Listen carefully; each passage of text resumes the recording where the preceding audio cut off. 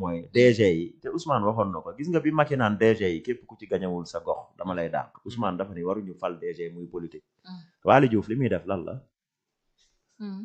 Fadilou Keita li muy def lan la talatuñ sax CDC kii talatul port bi moo tax bato bi ñëw fa costé fa ba mën ñu indil marée noire du dëgg te beneen situation bi ci nekk sax mooy sunu code bi li ko doon contrôler nga xam ni l'armée française moo ñu ci doon jàppale ci avion boobu tañ doon wax de contrôle bi dem na nekkatu fi ndax lan dàq nañ leen c'est-à-dire que y a beaucoup de questions yoo xam ni c'est des questions sécuritaires gars yi nekkuñu ci buñ ñëwee ci aspect économique bi ma lay wax ñoom seen train de vie daraa ci wàññiwul mais léegi lan nga bëgg ñu wàññi seeni ay salaire dugal ko ci kii bi si situation mais Sonko li mu def Sonko li mu def participation la de moom nee na depuis bañ koy fay ba léegi laalawul salaire waaw léegi voilà incohérence bi xam nga fan la ne yow laaloo sa salaire jël jet privé ne da ngay voyager ak moom plus de 100 et quelques millions mais loolu mooy yàpp sénégalais yi Sonko loolu la doon reproché Macky Sall bi ñu jëndee avion bi da doon wax naan avion bi waruñu avion bi sénégalais yi am nañ yeneen priorité lu dul jënd avion tey ñoom avion boobu ci le président Diomaye di dugg di dem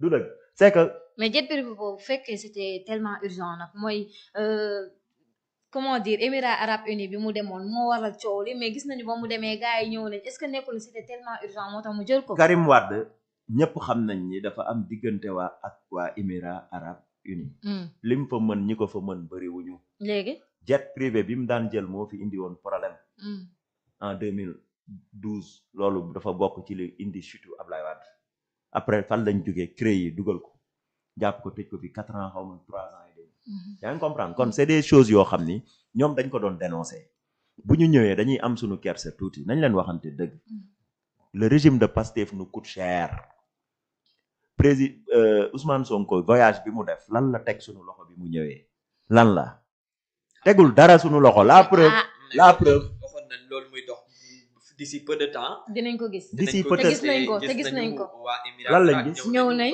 lan lañ signé nañu les mémorandums génneel ma ko les nga 10 defal mémorandums non defal ndànk les 10 mémorandums peut-être yor nga ko tegal ñu ko sur la table les flowers dégg ñëpp dégg ñu commenté ko nee nañu signé nañ sur le plan de la santé signé nañu sur le plan de l'énergie signé nañu sur le plan de sécurité signé nañu aussi sur le plan de la de digitalisation man ñeent yooyu lañ ma ak agriculture bi aussi léegi loolu pourquoi yéen à chaque fois ñi suñu génnee ni signé nañu doo leen ko gëm par exemple ma jox la exemple il y a 1 an de cela le président de la République ak Ousmane Sonko waxoon nañu ni signé nañu ak l'entreprise coréen buy def pour ñu indi leen ay voiture voilà militaire exactement démb la ñu gis ñu inauguré nañu site bi te loolu benn la si li nga xamante ni mooy signature yi léegi loolu tamit du preuve concrète xam nga suñu signé ala moo tax il y a 1 an de musuñu wax dëgg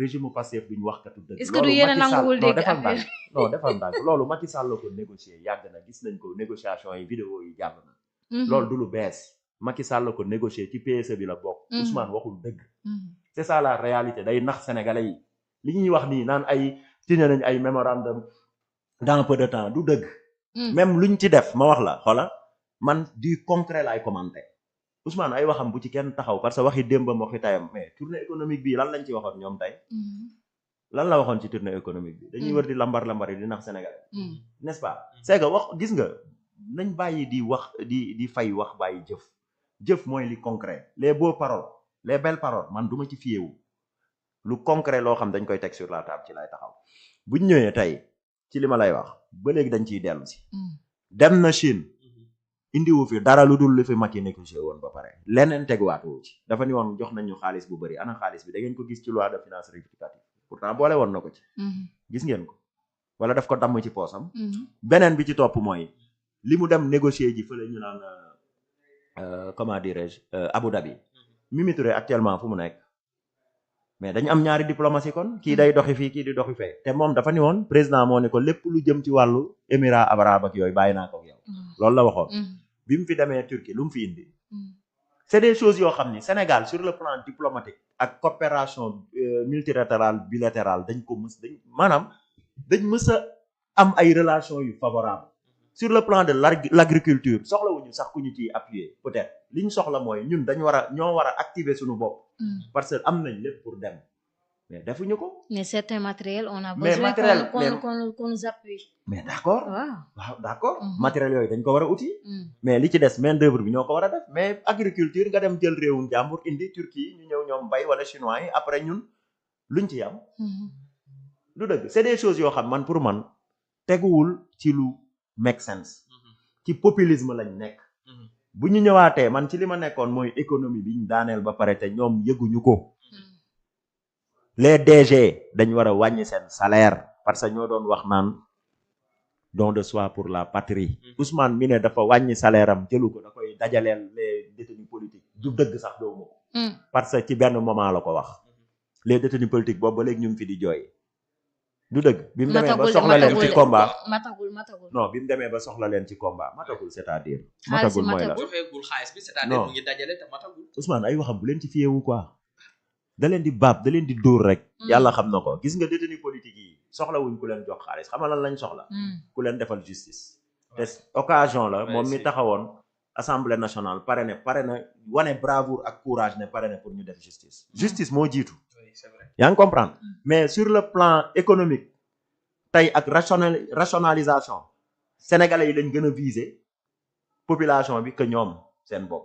parce que ñoom li ma wax seen salaire a ngi dox seen dara manqué wul ñu ngi takki jabar di maye ay oto ñu ngi takk ay ñaareel seen biir yaa ngi génn yéene nañ leen ko mais ñun tam nañ ci gis suñu bopp. mais yow mënoo ñëw corse nag ñu xot ñu ci benn ruq ba pare yow sa lépp di dox. mais lan ngeen bëgg ñu sol ay sagar wala. ñu non du question misérabilisme waxuñu ko du question sol ay sagar. tey quelqu'un boo xam si yow tu es DG wala nga nekk ministre am parfois nga war a dem si yenn rencontre nga war a am benn taxawaay boo xam ne si ni tamit yaa ngi koy taxawee. te nit ki tamit ñun ñii rek nga xam ne si ñu ngi liggéey si télé bi te itam suñu salaire sax demeewul noonu mais terewul dañuy jéem a def de telle sorte que voilà mais tey lan lañ bëgg ñu jël seen xaalis daal di koy ñëw joxe ko ñoom ñu toog wala nan. c'est que yéen li ma leen di wax ak li ngeen di wax dafa wute. man li may wax mooy. fi Sénégal toll ñu nekk 4e sous-sol. ba leket gi gaal gi bënn. matt mi tooy. yéen a ngi fàttali ko. naan matt mi dafa tooy. borom matt mu tooy mi moo fi taxaw daan ne dañuy jënd ay oto pour député yi dama koy assumer. kilifaam dafa ni woon oto pour député. même foo mën a dëkk justifié wu ko am ngeen seen ay indemnité mun ngeen jëndal seen bopp oto. mais joxewoon na justificatif de. mooy lan. yaa mooy carburant li la fekk dañ lay jox carburant joxaat la xaalis xaw ma nu ko expliqué. tey lu ci manqué yooyu yëpp daf ko est-ce que tey wàññi nañ ko tey oto bi. tey wàññi nañ ko. tey wàññiwuñ ko n'est-ce pas. li fi nekkoon ci Macky rek moo fi nekk ba léegi. oto yi ñu ngi xaar fan la toll. n'est-ce pas. mais boo nekkee ci réew loolu yëpp nga wax ko nga hérité réew mi yërëm sénégalais yi nga ne yow yërmande rek a taxoon nga doon rayante ba ñëw au pouvoir sa waay nañ waxante dëgg ku ci am salaire 2 millions sax di nga solo. ñun Sénégal lañ dëkk quoi. xam nga yow amoo salaire boobu. mais yaa ngi solo. kenn waxul misérabilisme kenn waxul leneen li ñu wax mooy nañu rationaliser. seen train de vie dafa dispendieux dafa coûter sénégalais yi te ñëpp gis nañ ko léegi nag fii liñ bëgg def mooy.